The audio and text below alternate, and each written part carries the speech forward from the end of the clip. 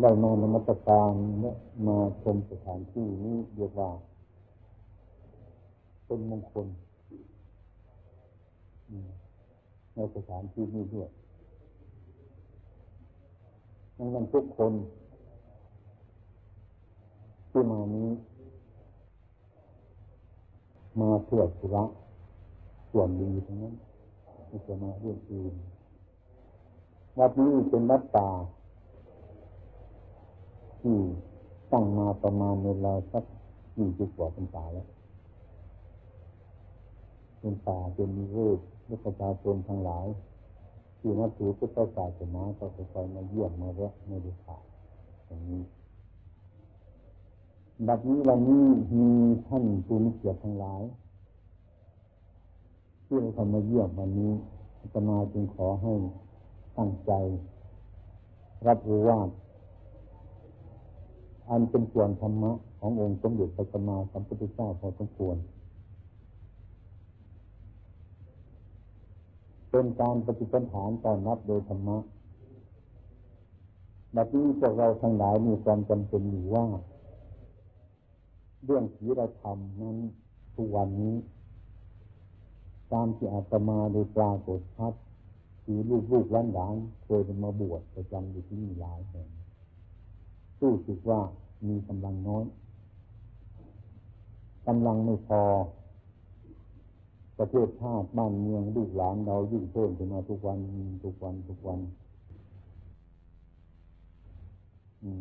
รากฐานก็ยิ่งน้อยลงไปทุกวันอันนี้ก็เป็นเครื่องให้อาตมาหนักใจเลยเหมือนกันแต่รับพิจารณาอยู่บ่อยเหมือนกันเพื่อจะให้ประเทศชาติบ้านเมือง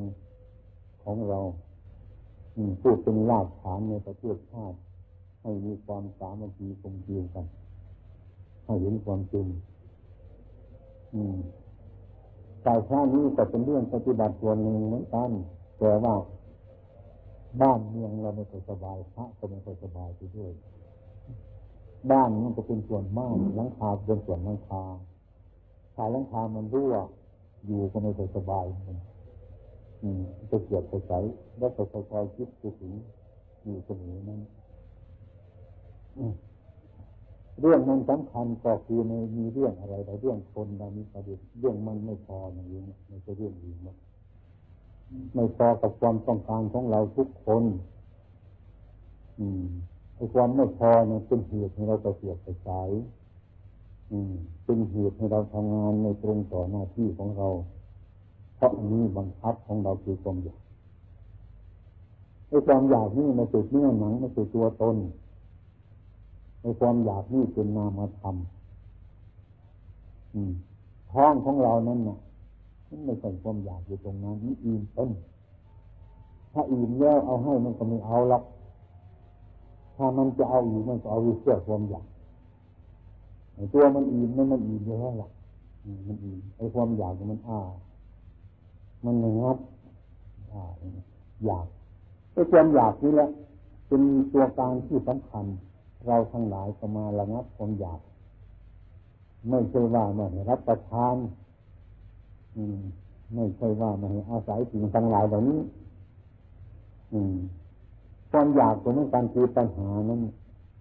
มันจะเป็นความอยากจะต้องอาศัยมันเพื่อไม่ให้มันทำลายความอยากอย่างมานี่ถ้าเราไม่อยากมามันจะไม่ได้มา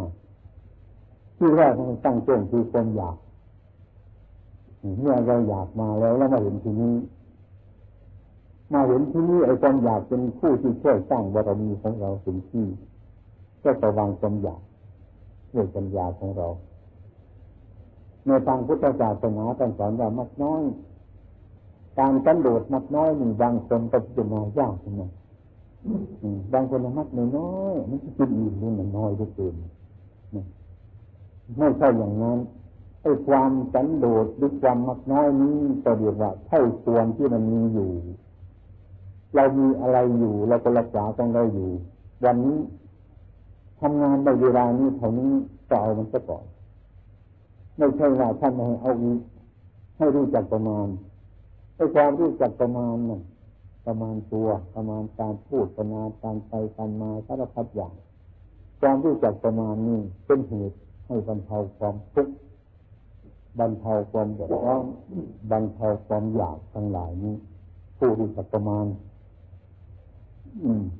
อาตมาเคยเรื่องสัตว์ยกตัวอย่างสัตว์อย่างแมวหรือสุนัขมันหิวข้าวเอาข้าวให้มันกินจานนึงมันก็ไม่พอให้สองจานมันก็ไม่พอ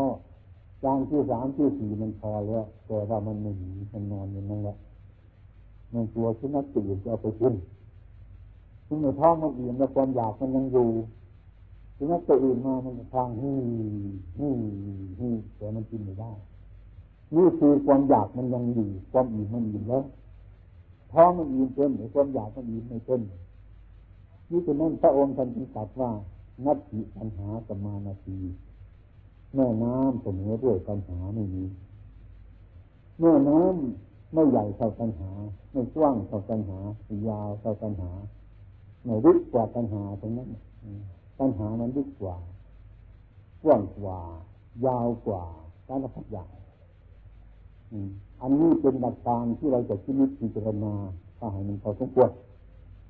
ว่าเมื่อเราอยู่ในโลกอยู่น้อยก็ไม่สบายอยากหาเพื่อนมากๆคนอยู่ด้วยกันเดี๋ยวเพื่อนมากๆแล้วก็ไม่สบายใจมันวุ่นวาย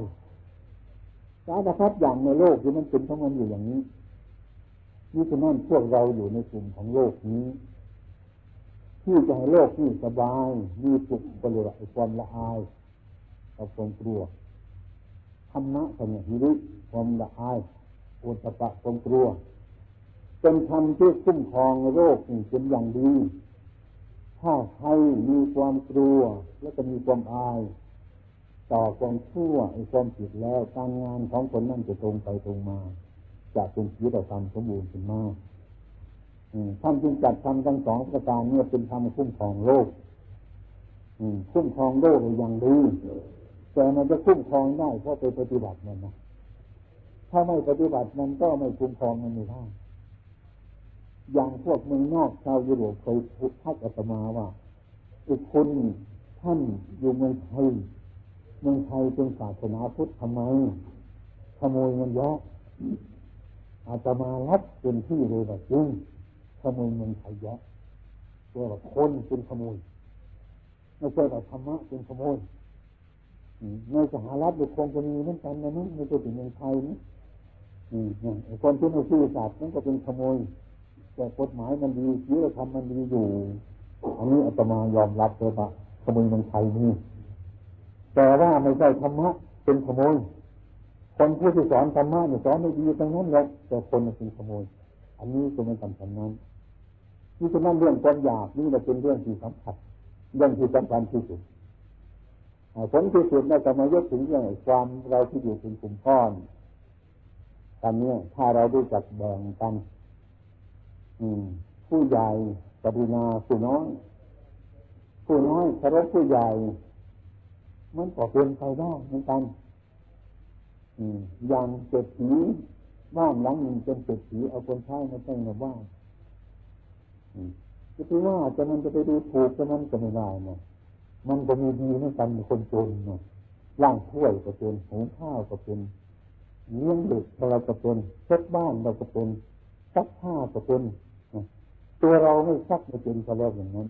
อันนั้นเขาดีส่วนนั้นเราดีส่วนนี้นี่ฉะนั้นจะควรให้กรุณาปราณีไอ้คนจนนั่นจะมาให้คนรวยให้โทษคนรวยอย่างนั้นก็ไม่ได้บ้านหลังที่เราอยู่นี้เราไม่มีสามารถไม่มีความสามารถจะสร้างขึ้นได้อันนี้การสร้างจะไม่สะสวยดีอยู่สบายดีอันนี้ก็เป็นเรื่องของท่านอันนั้นคือเรื่องของเจ้านายเรื่องพ่อแม่อุปการะลูกหลานท่านมีคุณอย่างนั้นนี่ฉะนั้นคนจนคนรวยนี่จะทิ้งกันไม่ได้ทุกจิตครูบาอาจารย์ทิ้งกันไม่ได้เราทั้งหลายนี้ก็เหมือนกันฉันนั้นเกิดมาเป็นกลุ่มก้อนอยู่ด้วยกันอย่างนั้นผลที่สุดมันก็เกิดแล้วมันก็แก่แล้วมันก็จุดแล้วมันก็ตายมันก็ไปในทำนองนี้เหมือนกันไม่มีอะไรมันเหลือข้างอยู่ในโลกนี้มันเป็นอย่างนี้นี่ฉะนั้นถ้าเราพิจารณาธรรมะ ไอ้ความอยากโรคมุโมโทโสนั่นมันจะผ่อนหนักเป็นเบาไปที่เนี่ยความอยากที่มันค่อยๆบรรเทาไปธรรมะมันจะเกิดขึ้นมาแต่นั่นทุกคนที่มานี้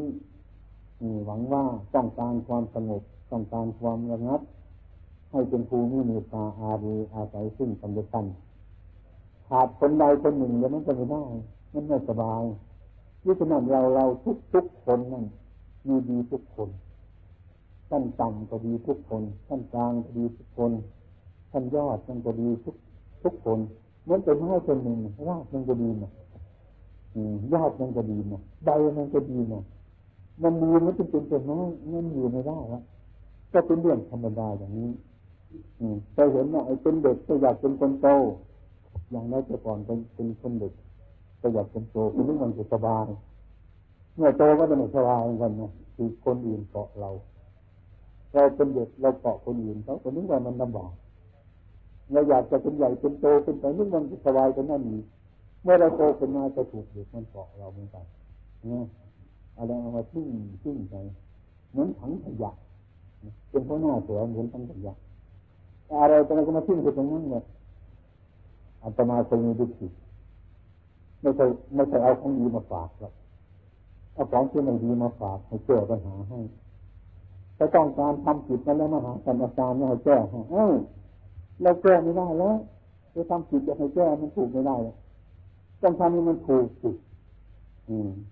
โดยมากชอบเป็นเงินเป็นจิตอาตมาเป็นพระเป็นเนรอย่างนั้นชอบทำผิดอะไรมาฟ้องจะทำผิดไปอย่างไรเราแก้มันจะแก้ไม่ได้แต่มันทำผิดจะไปทำมันดิมันก็เรื่องมันมีเท่านั้นที่ฉะนั้นเราอาตมาทุกวันนี้ก็ผูกสิสภาพเพื่อพระดุสิตก่อนหนักเหมือนกันเดี๋ยวคนนู้นอยากได้ไหมเดี๋ยวคนนี้อยากได้อันนี้สารพัดอย่างงานไปก็ได้ให้พวกท่านอาจารย์มีเฉพาะเราเราสุดเฉพาะเกือบจะตายแล้วมันมีพวกที่จะทำไงล่ะอย่างนี้ก็ค่อยๆเห็นเนี่ยต้นมันจะมีประโยชน์ปลายจะมีประโยชน์ลำต้นมันจะมีประโยชน์ทุกคนเราให้เข้าใจว่าเรามีประโยชน์ด้วยกันทั้งหมดนี่ฉะนั้นถึงเนี่ยเราจะอยู่ในถิ่นฐานต่างๆกันตรงนี้คนเดียวกันเหมือนพ่อแม่อันเดียวกันมีความรู้สึกอันเดียวกันไม่อยากจะทุกข์ไม่อยากจะเดือดร้อนเหมือนกันอย่างนั้นนี่ฉะนั้นควรมีธรรมะคือหิริคือความละอายต่อความผิดกลัวต่อความผิดนั่นเนี่ยหิริคือความอดตะกลัว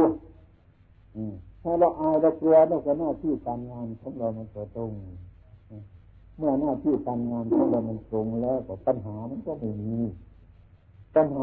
มันจะสบายเท่านั้นแหละมันเป็นไปอย่างนั้นฉะนั้นวันนี้ให้ความรู้สึกของท่านผู้เกียรติทั้งหลายในวันนี้จะน้อยแต่ว่าถ้าหากเอาไปพิจารณามันก็มากเหมือนกันมันดีแต่เพราะว่าหิริความละอายโอตปะความกลัวอย่างนี้สามารถที่จะให้เราทำเป็นอริยบุคคลในชาตินี้หรือชาติหน้าต่อไปได้นี่ฉะนั้นคำพูดในวันนี้ขอจงเป็นประสิทธิภาพในจิตใจของท่านผู้มีเกียรติทั้งหลายจงไปบูชาประพฤติปฏิบัติ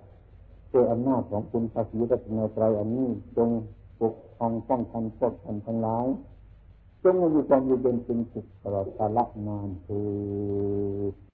หรือจะไปไหนท่านผู้ว่าเนี่ยไปทางโบสถ์ดีกว่าจะได้รอบมาสบายดีจะออกไปช่วงสุดท้ายเลยไปทางโบสถ์รอบมาทางนี้ยังมาเห็นโบสถ์เยอะใจนะเราก็ได้ผลถ้าไปคนไปโบสถ์ยัง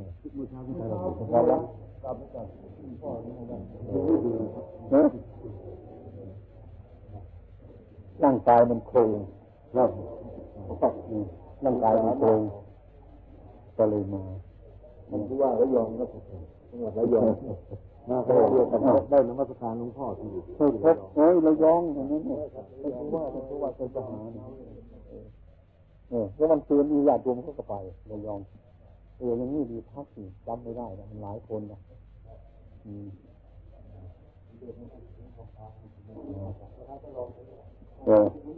พอดีเอามาทางนี้นะป่าไม้ทางนี้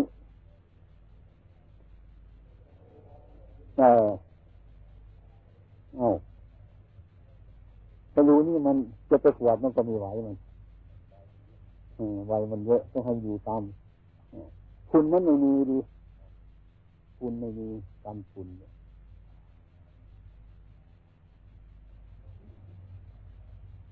คงจะพักอยู่หลายวันมั้งที่นี่คนเดียวเลยมันจะมาไปรถไฟกันยังไง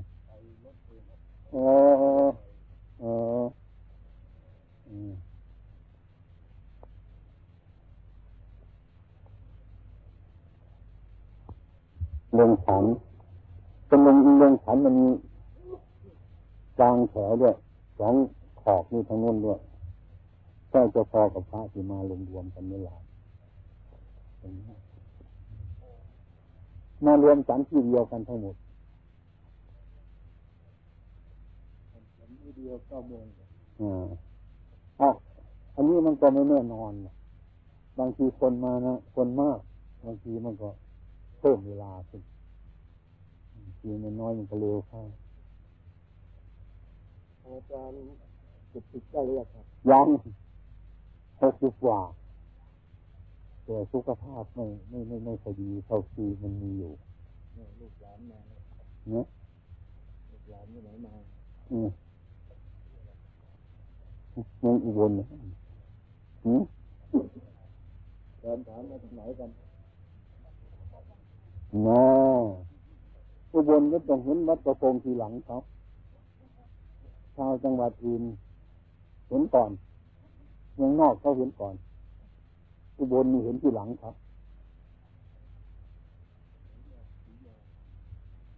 อันนี้เป็นของเก่าไปหยิบมาจากในที่ต่างๆที่มันล่างไปแล้วไปหยิบมาขอรวมไว้ขอกำลังแรงทหารเราสมัยก่อนบรรทุกมาเลยเก็บมา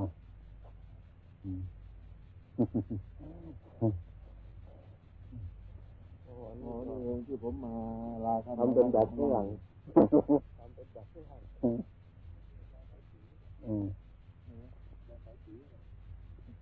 การอะไร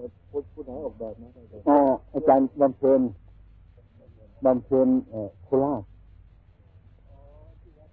บำเพ็ญโคราชแต่ว่ามันจะต้องจินตนาให้เอาสถาปนิกมาปนกันเข้ามันจะมาเคยอยู่ในป่าในเขาเลยเอาความรู้สึกอันนั้นมาปนมาจินตนาให้สถาปนิกเขาสู่ก็จะออกแบบมามันทำกันอย่างนี้อะไรนี้ความเป็น3 ชั้นก็เป็นลายลักษณ์หรือว่าเป็นนึกถึงลายลักษณ์มันหลายอย่างนี้นึกถึงพระพุทธคุณธรรมคุณสังฆคุณอย่างนั้นก็ได้นี่อันนี้มันเป็นอย่างนี้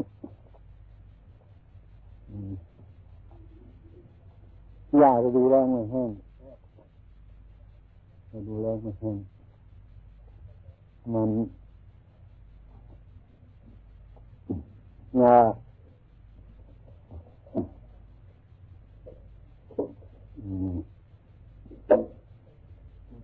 ไม่ถึงโตมากที่เขาไม่ถวายถวาย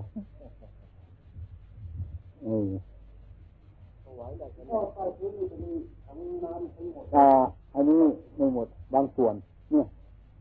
ทั้งน้ำมันยุติทั้งนั้นแต่ทั้งนี้กลัวว่ามันอาคารมันใหญ่โตมันจะไม่ถาวรต่อไปก็เลยเอาพอสมควรทั้งน้ำอยู่แถวทั้งนอกทั้งนี้นี่อย่างนี้ทำเป็นไหนออกแบบอันนี้สถาปนิกโคราชบำเพ็ญโบสถ์ประยุกต์โบสถ์ยุคใหม่ตรงนี้พระประธานเขามาเรียนในทราบว่าวันที่20เขาจะนำขึ้นมาคงจะเป็นพระประธานยืนแต่ต้องทำอย่างนี้ไม่ให้มีฝาผนังทำโล่งๆอย่างนี้เพราะว่าอย่างนี้ขโมยมันก็เอาของไปหมดเลยครับอันนี้อาตมารับรองว่านี่คือโบสถ์กันโจร เจอมันมามองไม่เห็นอะไรประกาศเท่านั้นแหละเนาะมันจะไปงัดเนาะอะไรของเราล่ะถ้าเราไปทำประตูปิดเนี่ยนะมันงัดพังหมดเลยไม่มีเดียวแล้วอันนี้ทำเท่านี้มันก็จะมาดูเนี่ยมีอะไรเอาประกาศนั้นเอาต่อไปไม่ต้องไว้มากเนี่ยเอาตรงนี้ไปที่ถ้าเราทำจะนำไปไหนมาจากกรุงเทพอาจารย์จิตรโบบุตรเป็นผู้ออกแบบให้สูงประมาณ4 เมตรใหญ่อันนี้องค์จำลององค์จำลองมาไว้ก่อนไม่ก่อนพระทานก็รูปนี้ตัวใหญ่มันสูงประมาณ4 เมตรข้ามยากแล้วผลไม่สูงเท่าไหร่ครับผมประมาณ400 กิโลกรัมจำไม่ได้ต้องด้วยคณาจารย์เพราะต้องลงทั้งอายุเดินทั้งนี้เดี๋ยวดูก็ดูมารอบทั้งนี้ก็ได้มาดูข้างหลังมันดูแล้วก็ดูข้างหลังมันเนี่ยนี่นี่ครับคือมันเย็นดีอันนี้ไม่มีนี่แบบสีอันนี้นี่คือถังน้ำนี่ที่เอาน้ำเอาลงนู่นตกอยู่นู่นเปิดเข้าไปนี่เลยนี่ถังน้ำเยอะหลายนี่อันนี้เป็นข้างหลังมันถ้าจะสร้างลงสมุนประมาณตั้ง3 ล้านเลยโอ้มันไม่ได้เลยนี่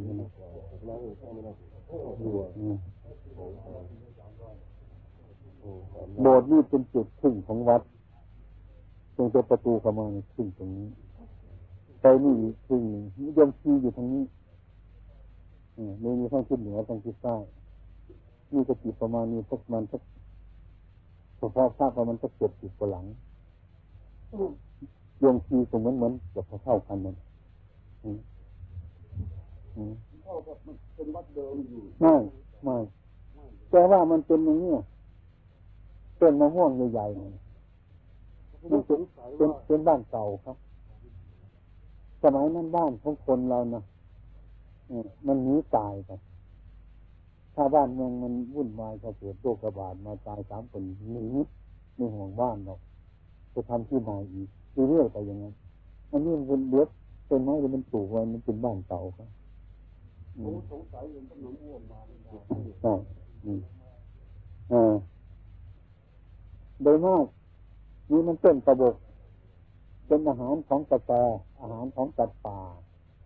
ก็โดยมากทีนี้อยู่อันนี้เป็นข้างหลังนะประมาณสัก3 ล้านไม่รู้ตั้งไม่ได้เลยนี่3 ล้านนี่คือค่าแรงก่อนล้าน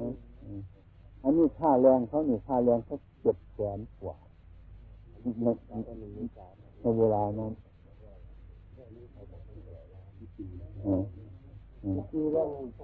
อันนี้เรื่อง2 ปี 3 ปีมันอันนี้สร้างเลยปีกว่า2 ปีสร้างเสร็จ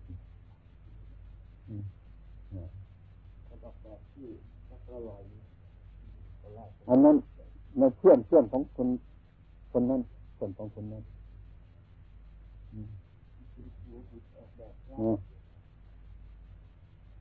อันนี้เป็นสแตนเดอร์ดีก็สแตนเดอร์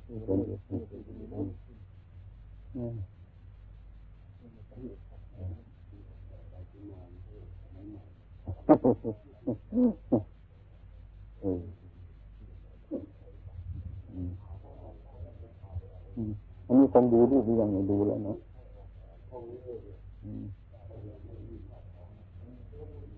จังไงจังเลยตัดตัวชีวิต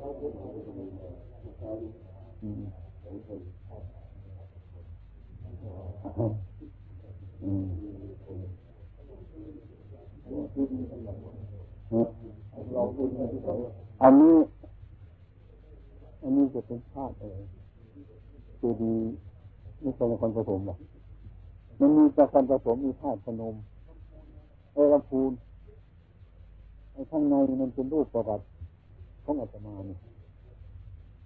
ที่เดินจงกรมที่ไปปฏิบัติมันประสบเหตุการณ์ต่างๆข้างในไอ้คุณร้องไห้ยังมันจิตคิดเอาคุณร้องไห้เพราะเหตุอะไรรู้ไหม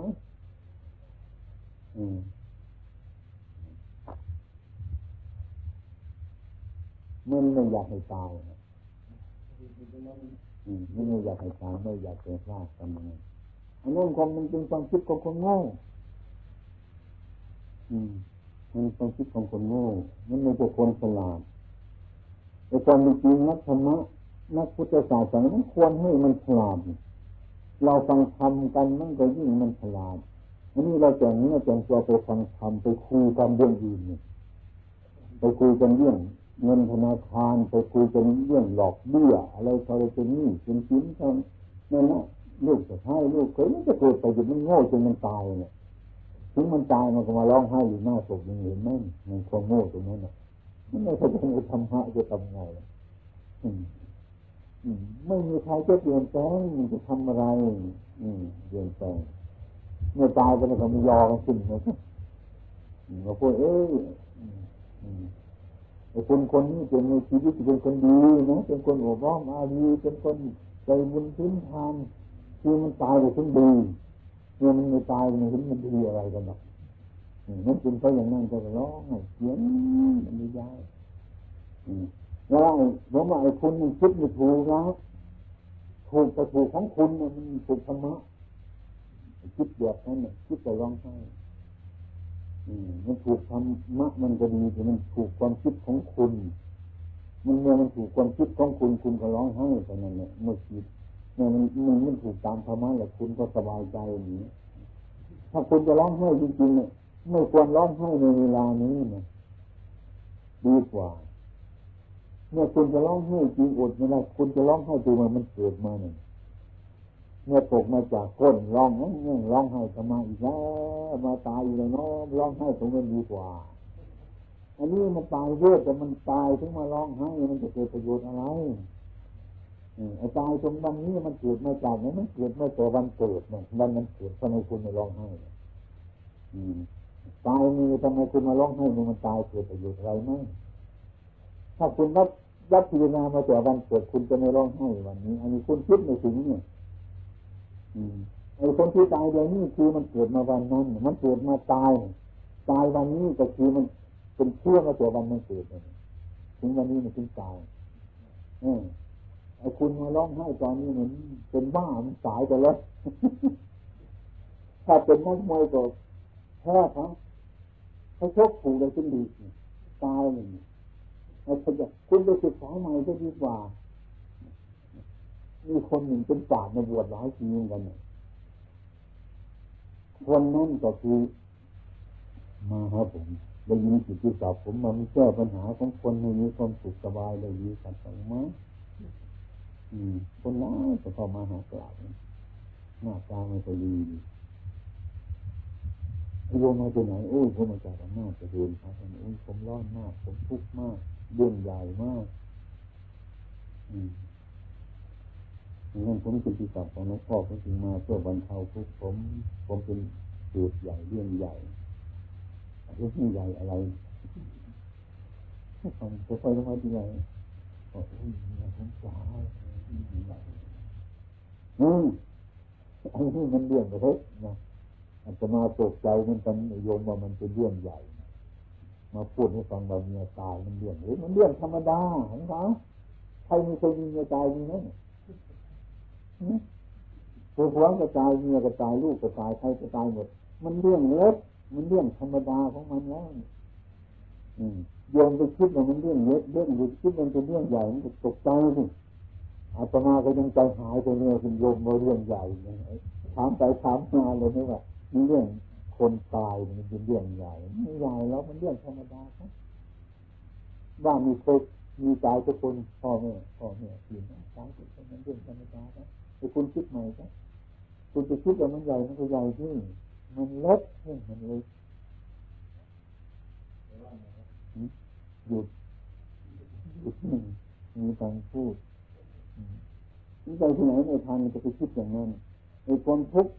มันเกิดขึ้นมาเพราะว่าคิดผิด ไอ้ความสบายใจเกิดขึ้นมาเพราะเหตุว่าคิดถูกเป็นสัมมาทิฏฐิมันก็สบายในวันนั้นแต่วันนั้นไม่เป็นมาก็เลยถามบอกว่าคุณมาจากใครเลยเนี่ยเขามาจากผู้หญิงคนหนึ่งนี่เมียคนที่สองพอแล้วขนาดนั้นฉันจะกินไม่หมดแล้วนะกินจะไปเหี่ยวได้มากมายแก่แล้วนี่นะเว้ยเอาไม่ฟังกันเอาก่อนหน้ามันยังไม่ไปพาเมียน้อยมันกลับไปบ้านอะไรเนี่ยมันจะหายตอนนั้นก็กินไม่หมดแล้วไม่ต้องหมดงานมันเลยทุกคนมันไม่รู้จริงๆจิตมันเป็นมิจฉาทิฏฐิที่คิดอย่างนั้นมันเกิดทุกข์อย่างนั้นเนี่ยมันเป็นทุกข์ขึ้นมาบางคนบางคนก็ไปตรวจดูอย่างพระที่มาอยู่มาขออาศัยเป็นเพื่อนกันเข้าปฏิบัติเรื่องในป่ากันมาอาศัยมาผมเขามาพึ่งบารมีท่านเลยช่วยอะไรผมเป็นโรคผมก็ช่วยได้แต่ที่ว่ามันจะนำหมอมาหรือนำไปหาหมอจะช่วยยังให้มันเป็นโรคจะช่วยให้มันหยุดขาดผมช่วยไม่ได้ตัวเองผมก็ยังช่วยไม่ได้ผมยังรอรับคำสั่งอยู่เดี๋ยวนี้ก็เลยส่งไปหาหมอประภาเวชไปคืนกลับมาที่เป็นหนังสือเนี่ยสมัยหลวงพ่อโรคนี้รักษาไม่ได้แล้วคือเป็นโรคมะเร็งมันบวมเป็นตรงเนี้ยปากไม่ค่อยออกเป็นโรคมะเร็งแล้วก็ไม่บอกหรอกเขียนหนังสือมาผมท่านก็มาตามจนมาพูดกันแบบนี้นักปฏิบัติมาอายุเป็นรุ่นเดียวกันเนี่ยจะไม่ตั้งใจมั่นมันดีแต่ท่านในย่านมันเป็นคนอ่อนไปหน่อยในการปฏิบัติวันนั้นผมอ่านหนังสือจดหมายก็เรียกมาเนี่ยท่านมันลูกจิตพ่อเป็นโรคมะเร็งถ้ามันตายในนานแล้วผมหวังอยู่นะถ้าท่านตั้งใจให้ดีนะผมบอกตามคำหมอครับเรื่องโรคมะเร็ง